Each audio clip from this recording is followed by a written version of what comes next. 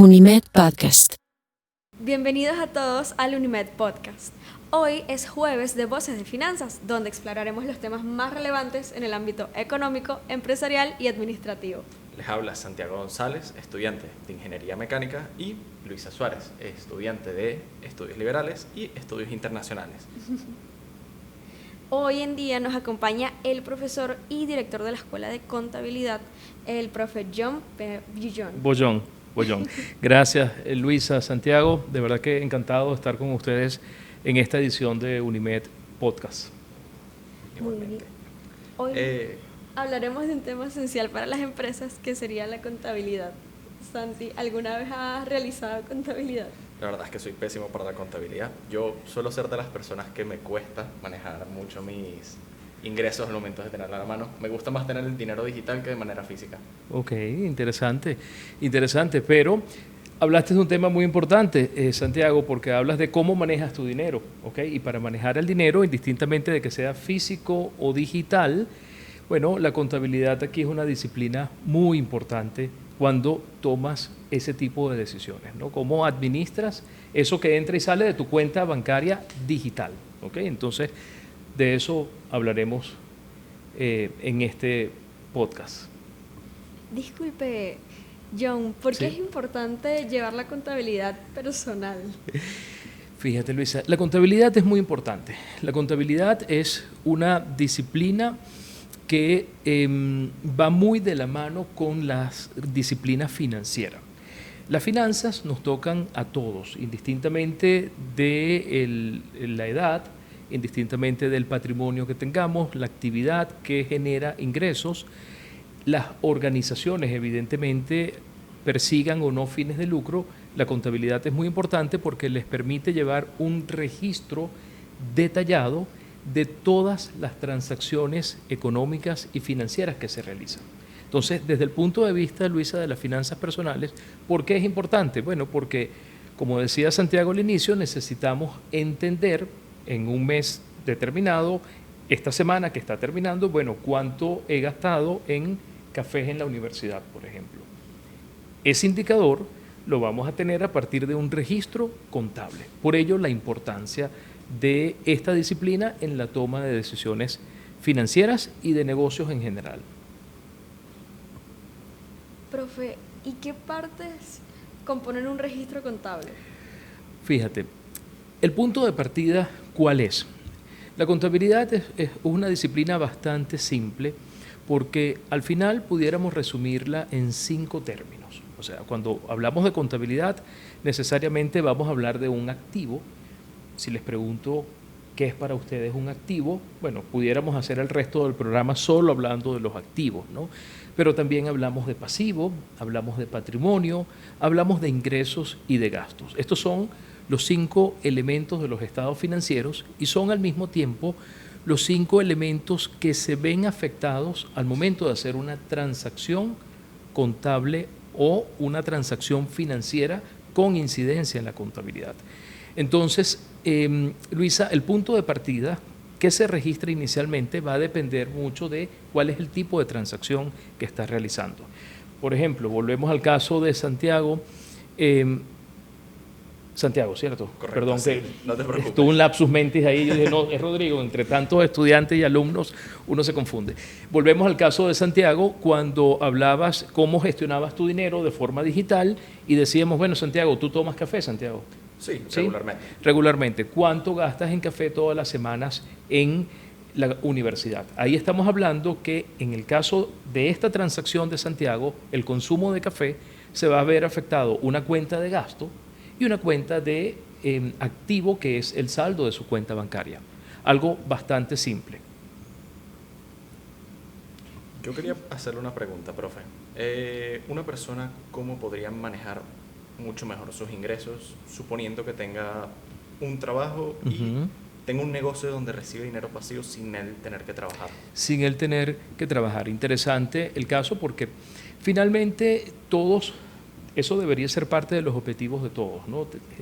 Tener no solo el ingreso que es producto de mi trabajo, sino también tener algunos ingresos pasivos que no requieren mi participación directa. Es decir, invierto en algún negocio, invierto en acciones, invierto en cualquier otra alternativa y me comporto como un accionista pasivo o como un inversionista pasivo. ¿Okay?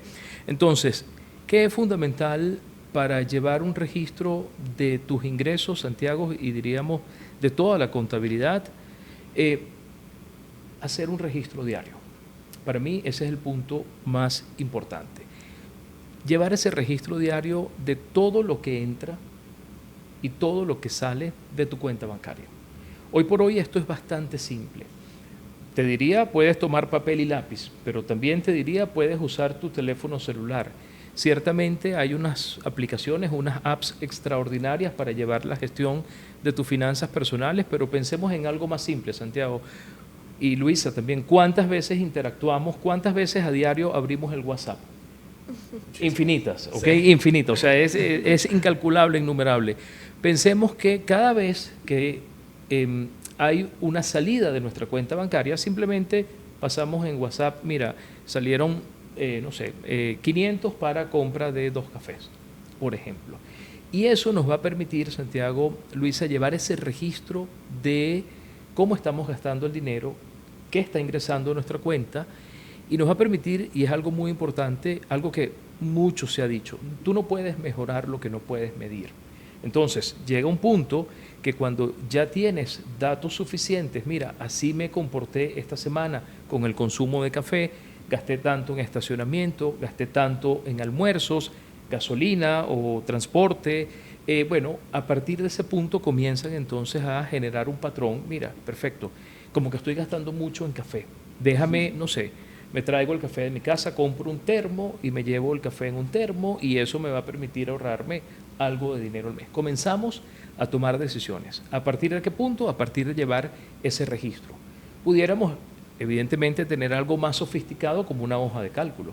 En el correo de la universidad perfectamente pudiéramos abrir una hoja de cálculo y tenemos ahí entradas y salidas de nuestra cuenta bancaria. Ese es el primer paso y es el más importante para una sana gestión de las finanzas personales.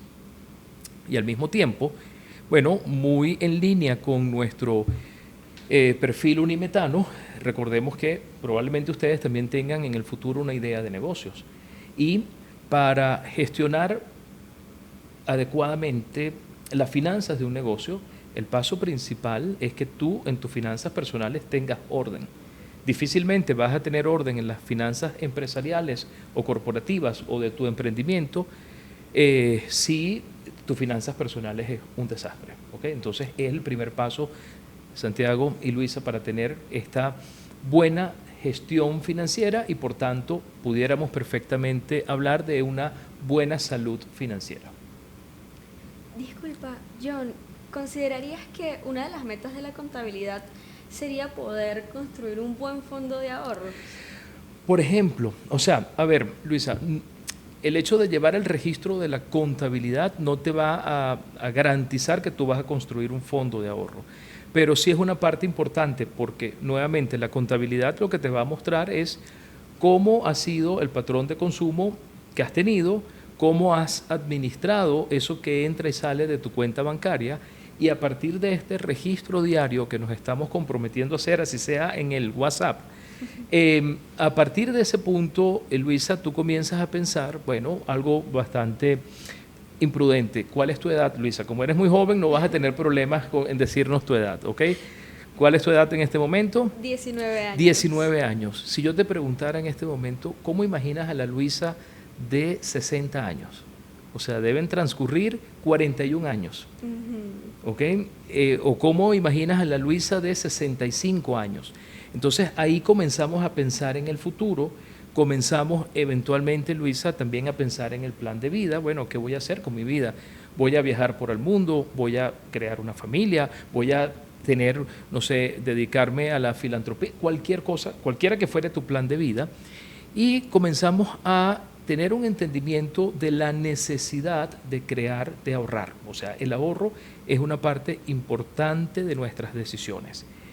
Y finalmente es irrelevante el monto, porque fíjense, típicamente hablando con 19, ¿y tu edad, Santiago, cuál es? 20 años. 20 años. Ustedes dirán, John, pero tenemos 19 y 20 años. ¿Qué vamos a estar pensando nosotros en ahorro en este momento? Si aún no nos hemos insertado en el mercado laboral, estamos finalizando la universidad, bueno, hay una realidad que es que cuanto más pronto comencemos a hablar de ahorro, mejores serán los beneficios futuros, ¿ok? Porque hay algo espectacular en las finanzas que es el interés compuesto, la matemática financiera, que tiene un efecto importantísimo en la acumulación y la maximización de ese ahorro que están teniendo. Y en segundo lugar, que es irrelevante, en mi opinión, el nivel de ingreso que se tenga para ahorrar. Se trata de crear el hábito. Hay una persona que sabe mucho de estas cosas, que es Warren Buffett. Warren Buffett es un inversionista americano, es considerado al día de hoy uno de los inversionistas más exitosos, y él dice algo bastante simple: no gastes, no ahorres después de gastar, gasta después de ahorrar. Es decir, prioricemos el ahorro, indistintamente que estemos hablando de 100, de 1000, de 10.000 o de 100.000, porque hay algo muy importante acá. Si no somos capaces de comenzar con pequeños pasos y no cambiamos y no creamos ese hábito de, mira, de todo lo que recibo mensualmente, una parte debo ahorrarla, bien para mi futuro, como dice Luisa, bien para una emergencia, bien porque, no sé, coordinamos con los panas de la universidad vamos a la playa y bueno, y no tengo dinero y bueno, si tenía un ahorro puedo anotarme en el viaje, ¿no? O bien porque pasó cualquier cosa, mira, no sé, hay un evento, quiero ir a un concierto, lo que quiera que sea. Es importante tener un fondo también de emergencia. No es el mismo que el fondo de jubilación, pero ambos son productos del ahorro. Yo quería hacerle una pregunta. Sí. Que lo he visto mucho en internet, lo he leído varias veces en distintas publicaciones de distintas páginas. Dicen que cuando uno recibe un sueldo, sea de algún trabajo o de algo que tú realices, dicen que hay como una regla establecida de cómo lo tienes que dividir, que un 50% va para ahorro y ese otro 50% lo manejas para tus gastos mensuales, invertir, etcétera, etcétera, etcétera. Me gustaría saber cómo realmente es o cómo funciona ese tipo de reglas. Sí, existen, Santiago, y producen beneficios. La respuesta corta es sí, ¿ok? Ahora, yo los invito a los dos a pensar un poco más desde una perspectiva amplia. Fíjense, en finanzas nosotros hablamos de que en finanzas todo se interpreta en términos relativos, lo cual significa que todo puede ser y nada puede ser al mismo tiempo. Entonces, cuando somos o conscientes, mejor dicho, de esa subjetividad que está presente al momento de tomar decisiones financieras, debemos tener muy presente que hay que ser versátiles al momento de tomar decisiones financieras. Sí, los invito a recordar sus clases de biología en bachillerato hace un tiempo atrás, donde hablábamos de la evolución y Charles Darwin, y se decía aquello de que, mira, no sobreviven las especies más fuertes, sino las que mejor se adaptan al cambio. Para mí, esas palabras que dijo Darwin en torno a 1850, al día de hoy siguen estando vigentes. En el mundo de los negocios, la versatilidad es fundamental para mantenerte y superar los retos que vas a encontrar en momentos determinados de la existencia del negocio, de la organización. Entonces, al punto, Santiago, estas reglas que te dicen debes ahorrar por lo menos el 30% de tu ingreso, o no destines más de, no sé, trata del 50% destinarlo a tus gastos de alimentación. Para mí debe prevalecer aquello de la subjetividad que está presente en las decisiones financieras. Es decir, Santiago, lo importante es ahorrar. Si tú este mes puedes ahorrar el 30%, maravilloso. Si el mes que viene pudiste ahorrar el 5%, maravilloso. Si el próximo mes, Santiago, puedes ahorrar el 80%, extraordinario. El punto es, yo sé que tengo que ahorrar. Debemos ser versátiles porque quizás en algún mes, Santiago dice, ¿sabes qué, John? No sé, vinieron unos amigos de visita, gasté como nunca, pero ¿qué iba a hacer? Les iba a decir que no podía salir porque ya cubrí mi cuota de gastos del mes o aprovecho el momento. Entonces, si todo se hace dentro de los límites, Santiago, es irrelevante estas estrategias que pueda haber. Para mí pueden resultar útiles si no somos capaces de nosotros mismos identificar nuestro patrón y establecer un consumo. Y establecer los propios límites, perdón, no el consumo, establecer los propios límites. Pero, nuevamente, tenemos total libertad. Funcionan, sin duda, funcionan, pero si podemos ir un paso más allá, extraordinario. Santi, ¿tienes otra pregunta? ¿O quieres que pasemos con una dinámica que tenemos preparada? Diría que podemos ir por una de las dinámicas. Veamos las dinámicas, ¿qué tal? ¿Qué sorpresa tienen por ahí ustedes? Tenemos una dinámica Ajá. llamada contabilidad o catástrofe. Contabilidad o catástrofe, ok, interesante, veamos qué tal. Tenemos un caso de estudio Ujú. o múltiples escenarios donde nos gustaría su respuesta. Sí, claro. En el primero tenemos Vamos a un ver. contador, Sí, un contador de chistes. un contador de chistes, Que ok. en este caso tiene muy buena competencia en redes sociales Ajá. y le gustaría invertir el 40% de su capital en publicidad digital Ok. sin revisar sus ingresos ni egresos. Ok. Bueno, interesante, arriesgado el contador de chistes, ¿ok? ¿Por qué? Porque si yo les pregunto en este momento, Luisa, ¿tú serías capaz de regresar a tu casa con los ojos vendados? No. No, ¿ok? Y le hacemos la misma pregunta a Santiago y quizás nos dirá lo mismo, ¿no? Entonces, cuando pretendemos tomar una decisión financiera sin considerar cuál es nuestra situación actual, es equivalente a eso. Pensemos en todo momento, Luisa y Santiago, en eso. Me estoy yendo a mi casa, desde la universidad a mi casa, incluso si vivan en Terrazas del Ávila, no es posible llegar a Terrazas del Ávila con los ojos vendados.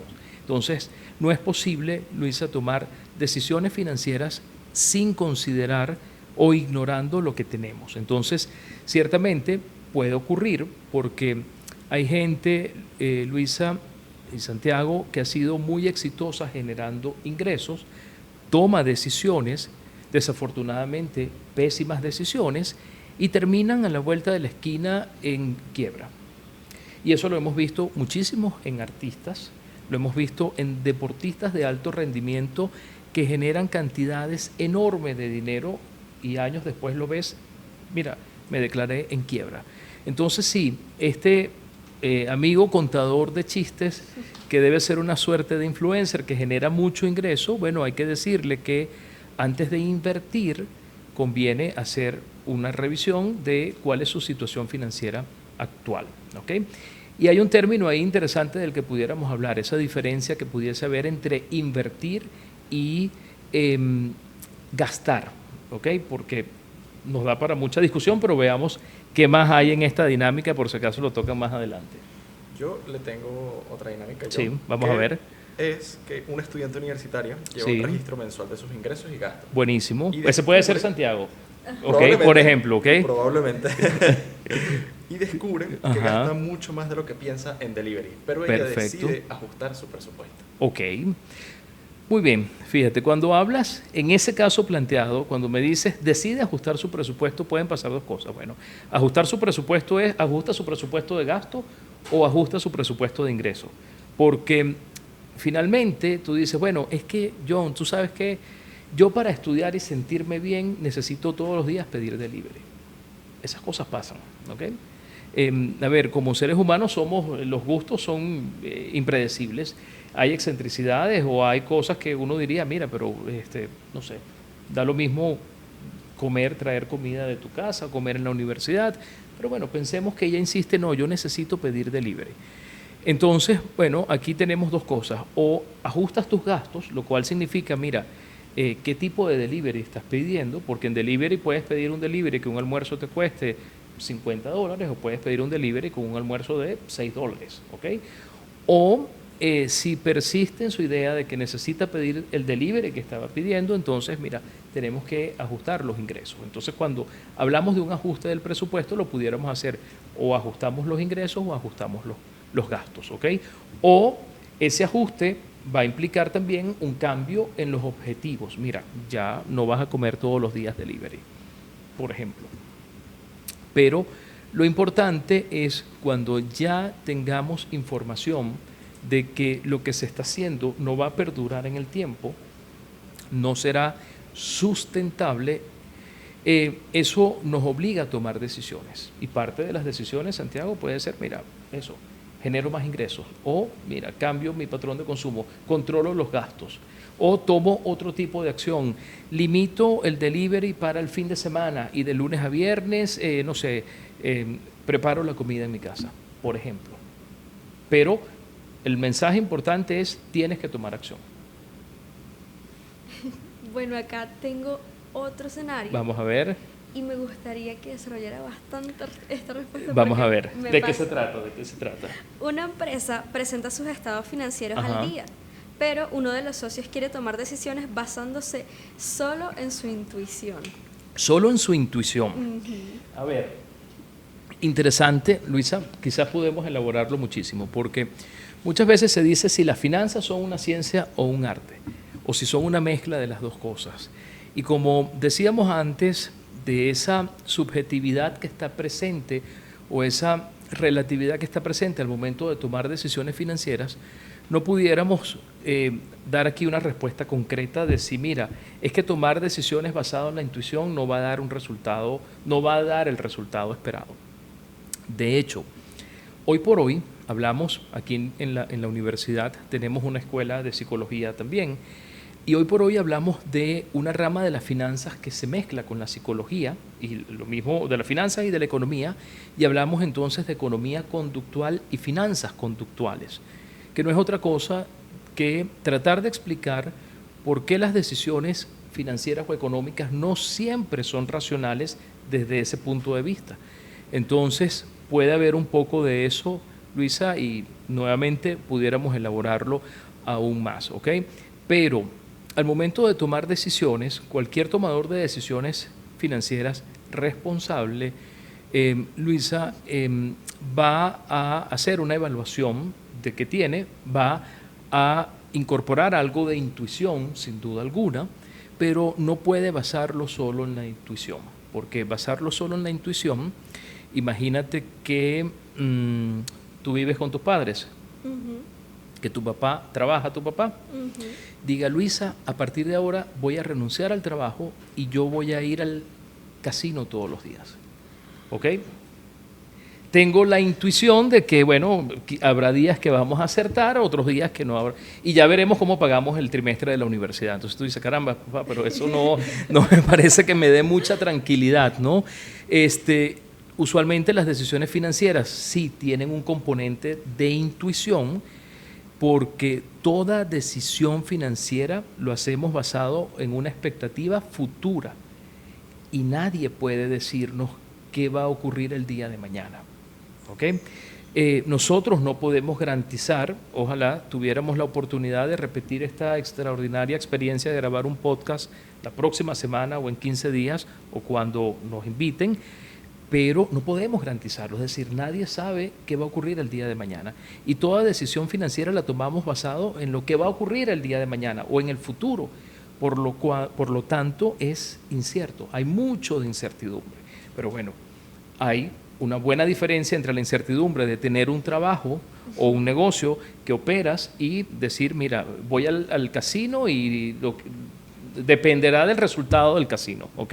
Es un caso un poco extremo, pero sí, la recomendación es, Luisa, evidentemente siempre atender a tu intuición, eso es muy importante, porque eso justamente, y aquí hay un tema muy interesante, fíjense, cuando pensamos en un emprendedor, pensamos en un empresario, básicamente lo que persiguen es su intuición. Todas las grandes ideas de negocio son productos de intuición. Mira, aquí hay algo, me parece que aquí hay una buena oportunidad. ¿Por qué lo ves? No sé, mira, no sé cómo explicarlo, pero en mi opinión aquí hay algo que se puede hacer. Y eso comienza a darte vueltas en la cabeza, se va transformando y finalmente se convierte en una idea y en un caso de negocios extraordinario. Y eso comenzó probablemente con algo de intuición.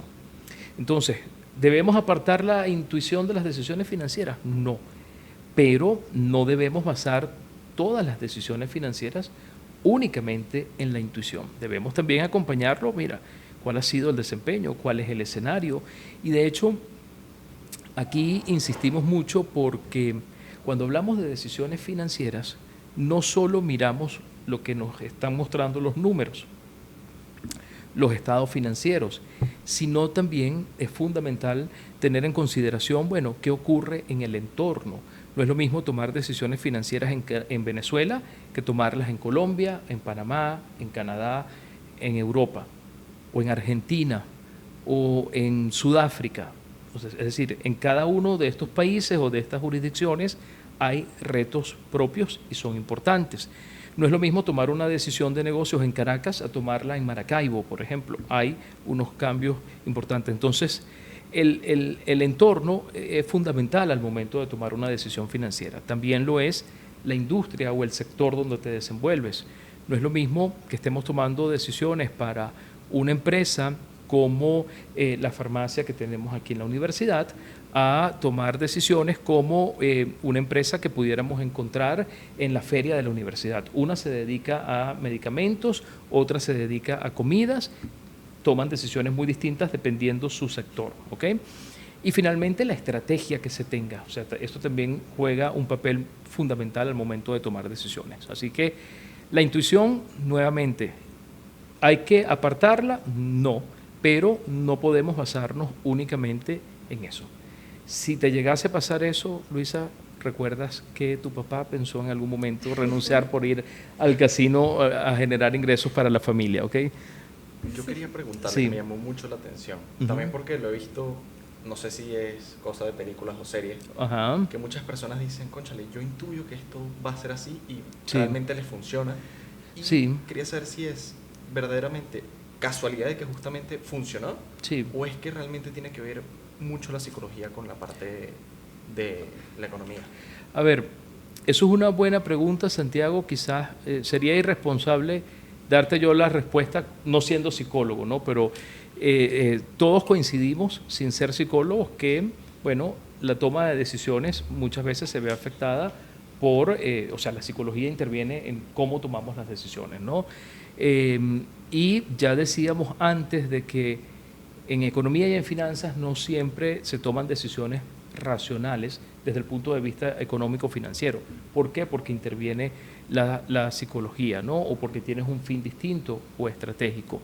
Ahora, sin lugar a dudas, esto muchas veces, y de hecho esto se ha visto, bueno, en casos reales, incluso lo pudiéramos ver en las películas, Santiago, y a ti mismo seguramente te ha pasado, cuando tienes un reto importante, no sé, hay exámenes que has tenido que presentar en la universidad y no los has abordado todos con la misma actitud. Hay unos días que te sientes con más ganas y dices, mira, extraordinario, en este examen me va a ir de lo mejor, me preparé, y hay otros días que probablemente, mira, me siento apagado, no sé. O sea, sin lugar a dudas, nuestro estado emocional muchas veces puede condicionar la forma como tomamos decisiones, ¿ok? No es lo mismo tomar decisiones cuando estás eufórico a tomar decisiones cuando estás, bueno, triste, ¿ok? Y por ello, la importancia, Santiago y Luisa, ustedes que próximamente se van a insertar en el mundo laboral o en el mundo empresarial, que seguramente ustedes van a ser los líderes empresariales del futuro o profesores, la importancia de que los líderes sepamos identificar o sepan identificar eso, porque finalmente es la persona que tiene que tomar las decisiones indistintamente de lo que esté ocurriendo, ¿ok? No te puede afectar ni puede comprometerte el juicio, bueno, la situación que estés viviendo en su momento. Tienes que tomar la decisión. Y eso es lo que ha garantizado el éxito en muchas empresas. Mira, a pesar de que todo, mucho se habla del entorno venezolano, lo retador que puede ser, porque ciertamente Venezuela es un entorno de negocios muy particular, con alta volatilidad, con mucha incertidumbre, pero a pesar de eso, algunos inversionistas dicen, para mí Venezuela no muestra ninguna oportunidad de negocios, y para otros, en cambio, muestra grandes oportunidades de negocio.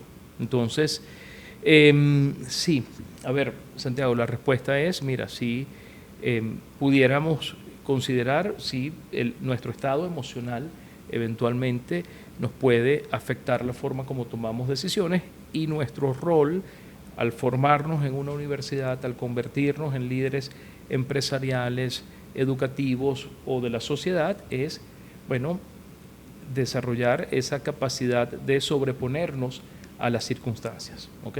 Y sobreponerte a las circunstancias es tomar las decisiones adecuadas a pesar de la situación, ¿ok? Vale, perfecto, gracias. Buenísimo. Una pregunta. Vamos a ver. Respecto a los mitos o creencias. Ajá. Mi papá comenta que cuando uno le pica la mano izquierda Ajá. es que va a recibir un A recibir un ingreso. Bueno, a ver, ciertamente, Luisa, a ver, bueno, nuestra sociedad, la sociedad venezolana, abundan ese tipo de situaciones, ¿no? Y pueden asociarlo con la lluvia o que mira, si ves tal cosa, puede ser, vas a recibir algo extra. Puedes decir, mira, esto puede ser parte de la intuición. Lo importante es que sobre todas las cosas, Luisa, sepas, bueno, si recibiera ese dinero extra, ¿qué voy a hacer con ese dinero extra? ¿Ok? Por ello, algo muy importante que hablábamos al inicio, bueno, tener claro ese plan de vida, tener clara esa planificación, porque fíjense qué interesante esto que nos permite hablar, la pregunta que haces, Luisa. Si nosotros tenemos una buena y una sana gestión financiera, cuando hay ingresos extras, básicamente lo que debería ocurrir es, voy a aumentar mi nivel de ahorros de este mes. A ver, bueno, recibí 100 extra, puedo darme un gusto, mira, finalmente vamos a comer, vamos a visitar ese restaurante que tanto queríamos, me compro, no sé, la cartera o los zapatos, lo que quiera que sea, el celular que tanto deseaba, pero también decir, mira, si tuve algo extraordinario, permíteme incrementar mi cuota de ahorro del mes. En cambio, una persona sin planificación, ¿qué hace? Me llegaron unos ingresos extras, tuve unos ingresos extras, aumenté mis gastos del mes. Y así como entraron los ingresos, salieron. Y eso tú dices, bueno, perfecto, uno contrasta con lo que debe ser una persona planificada. Bueno, buenísimo, puedo aumentar mi cuota de ahorro, o si me he establecido la meta de crear algunos fondos, porque no sé, quiero ir a Canaima, quiero ir a Los Roques, quiero ir a Europa, a donde quiera que sea, y estoy planificando mi viaje, bueno, quizás acelero un poco la meta que tengo de ahorro con propósito de ese viaje. Es así que cuando haya esa intuición, dile a tu papá, buenísimo, pero ¿qué vamos a hacer con eso? Si eso llega, ¿ok? Es muy importante la gestión que se puede hacer de esos ingresos extraordinarios, y evidentemente y son más difíciles de gestionar los gastos extraordinarios, eso que no teníamos planificado. Mira, no sé, en el hogar pueden pasar mil cosas, se daña una nevera, se daña la cocina, hay que llamar a un técnico, el carro puede fallar, entonces ahí tú dices, mira, y si no estoy preparado, ¿cuál es la consecuencia? Se dañó la nevera, hay que repararla, porque es que no podemos vivir sin nevera. Lo mismo puede ser el carro, mira, ¿qué hacemos si no tenemos el carro y tenemos una dinámica que requiere, mira, voy al supermercado, hago esto, qué sé yo? Son cosas de grandes que ustedes no han vivido todavía, pero que pronto van a vivir, ¿ok? Cuando lleguen ya a los 22, ya comienzan a vivir este tipo de cosas, ¿ok? Yo quería preguntarte una última situación que va más que nada para aquellos emprendedores que quieren montar un negocio, tienen un negocio montado y lo quieren llevar a mayor escala. Sí. Como por ejemplo, digamos que un negocio informal quiere formalizarse, pero teme llevar una contabilidad porque eso es para empresas grandes o empresas multinacionales. Sí, fíjate, Santiago, interesante la pregunta, y hay que decir que la contabilidad es para todos, no solo para empresas grandes, no solo para empresas multinacionales, incluso para nosotros como en nuestras finanzas personales podemos y se recomienda perfectamente que lleves un registro contable de todas las transacciones. Entonces, toda empresa debe saber que si quiere crecer, necesariamente tiene que dar pasos en esa dirección de regularizarse. ¿Okay? ¿Por qué? Porque caso contrario, Santiago, si tú no visualizas el crecimiento de la empresa, bueno, el negocio puede ser muy exitoso, pero pensemos que abres un negocio, Santiago, tú particularmente, tú estudias ingeniería mecánica. Correcto. No sé, voy a decir algo que quizás nunca ha pasado por tu mente. Yo voy a abrir una venta de repuestos, ¿ok? Pero, ¿sabes qué, John? Yo quiero ser yo quien suba y baje la Santa María. No confío en más nadie. Probablemente, Santiago, tu venta de repuestos sea muy exitosa. Ahora, no es posible, Santiago, que esa venta escale. O sea, que sea más de lo que está haciendo hasta ese momento. ¿Por qué, Santiago? Porque para que eso pase, necesitamos que, bueno, Santiago, que es el fundador, se dedique a, bueno, ver, no sé, buscar mejores condiciones, visitar a proveedores en otras ciudades, en otros países, piense cuáles son los nuevos productos que hay en la industria, piense cómo innovar, no que esté Santiago subiendo y bajando la Santa María. Entonces, todo emprendedor, siempre, dado que nosotros en general, cuando creamos un negocio, queremos que escale, que sea grande, que nos produzca beneficios, que produzca impacto, necesariamente tiene que saber que debe dar pasos en la dirección de regularizarse. Eso es llevar una contabilidad al día, emitir facturas, y probablemente todo esto contraste con la realidad, porque, como decíamos antes, el entorno venezolano es sumamente retador. Sin embargo, es un paso necesario que debe darse para que ese negocio pueda escalar. Para acceder a financiamiento, Santiago, por ejemplo, quiero un préstamo bancario. Si vas a un banco, el banco te va a pedir, tráeme tus estados financieros, muéstrame cuál es la verdadera capacidad de tu empresa. Si quieres asociarte en el futuro con alguien, mira, lo mismo, necesitas estado financiero, necesitas información, necesitas revelar. Y si no tienes nada, el valor de ese emprendimiento cae, disminuye. Bueno, creo que hasta ahora pudimos aprender que la contabilidad no son solo números, sino que son datos que nos ayudan a tomar decisiones. Sin duda. A ver, hoy por hoy el papel de un profesional de las ciencias contables es multifacético. Encontramos personas que han estudiado contabilidad en distintas posiciones, Luisa, y contrasta y es antagónico aquella visión que seguramente tiene la media de las personas de que, bueno, el contador es la persona que está allá en la oficina, olvidado, llevando las cuentas, mándale las facturas. Hoy por hoy, cuando hablamos yo suelo decir que mientras existan las finanzas, va a existir la ciencia contable. Y en estos tiempos de inteligencia artificial, de agilidad, de comercio electrónico, lo que decía Santiago al inicio, yo no quiero dinero físico, yo quiero dinero digital, bueno, de criptoactivos, de activos digitales, bueno, aún sigue estando vigente justamente la necesidad de llevar un registro de todas esas transacciones que realizamos. Así que trasciende esa oficina por allá olvidada y el registro de facturas, ¿ok? Perfecto. Bueno, queremos darle las gracias por compartir su experiencia y conocimiento con nosotros. Y bueno, no se pierdan el próximo episodio de Voces de Finanzas. Hasta la próxima. Gracias por la invitación, encantado de haberlos acompañado el día de hoy. Gracias. Gracias, Luisa, Santiago. Hasta luego.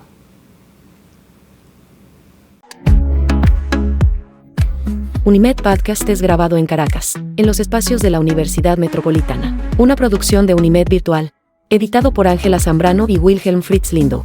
Esto fue Unimed Podcast. Suscríbete para más episodios.